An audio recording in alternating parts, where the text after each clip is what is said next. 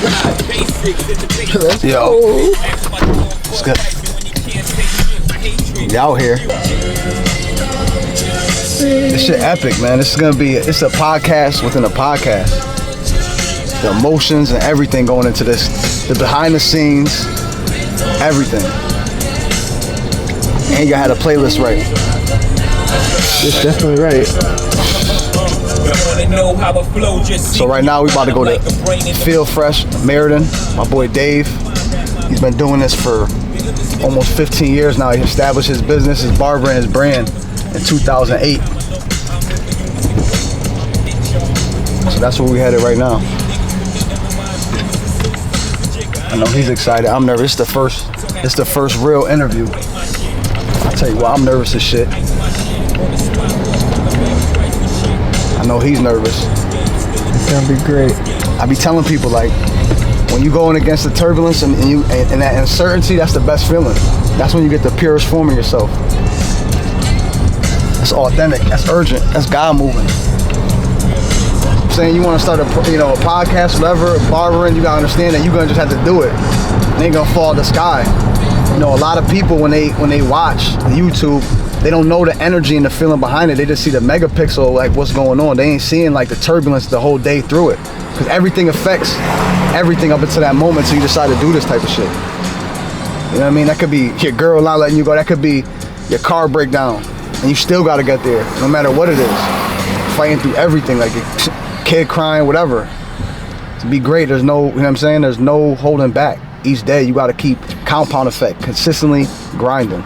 So we did a sound check of how good the can shit's fire. Like you gotta see the other one. Oh man, yo, dog, I'm so excited. This is why I said you have to go all out with it. You know what? Believe that it's already that $1 million project. Bro. I'm sitting here thinking like this is gonna go viral. No, I feel it. Like even, like I said, even if it's gonna because it's so real. I started cutting hair when I was 13. It really wasn't to become a barber. It was more because we were like, we didn't get haircuts all the time, so. My uncle gave us a pair of clippers, and me and my brother would give each other bowl cuts, because that's all we knew how to do. We lift up the hair, because we wanted to be like the movie Dangerous Minds. I swear, Dangerous Minds was out. He had the shave right here, and he had the ponytail. I wanted that hairdo. So that's how it started, and I started cutting all my cousins. Yeah. Shout outs to Diamond Cuts, and shout outs to Top Hat, man, which Top Hat was the #1 barbershop when I was growing up. Best designs, best everything, and he brought a new style in, and that's actually what encouraged me to want to be a barber, was the stuff that Dexter and him were doing, because it seemed so urban and so further than I ever was. And I think our culture growing up was New York, so I wanted to be we want to be Wu-Tang, we want to be Mobb Deep, we want to be those dudes, yeah. So I think hair cutting allowed me to get closer to people that I couldn't get close to because I didn't have money. So I started Feel Fresh in 2008. The first barber to come was Dennis, and I actually, thanks to Johansen, I got Dennis because I knew Johansen.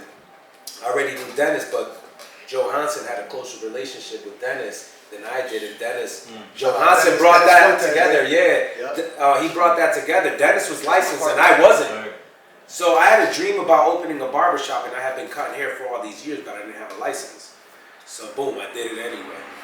And I got my LLC October 30th, 2008, man, and that's when I started Feel Fresh. And man, I made every mistake from that point till now. I messed up in every single way. Like, it wasn't until COVID that I got my haircutting license. I lost it all in 2020, everything. I had to sell everything, bro. And I'm not gonna make this whole thing about me. I'm just gonna elaborate on what it took to building a brand, because I didn't know what a brand really was until someone tried to take what I didn't know was so valuable. You know what I mean? And in 2020, COVID happened, right? So we had to shut down, but then other things happened during that time that pushed you to like zero, like you had no money, you had nowhere to cut, what can you do? Everything shut down. You think that's like really when you found yourself, like hitting that? Nah.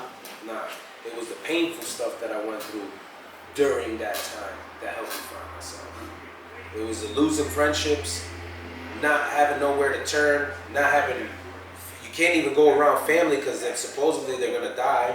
You know what I mean? Everybody's dropping dead. There was so much going on and no one to turn to. So I think that it was the rock bottom that made it seem more real for me. It wasn't no certain person. I think it was just not having nothing. You know?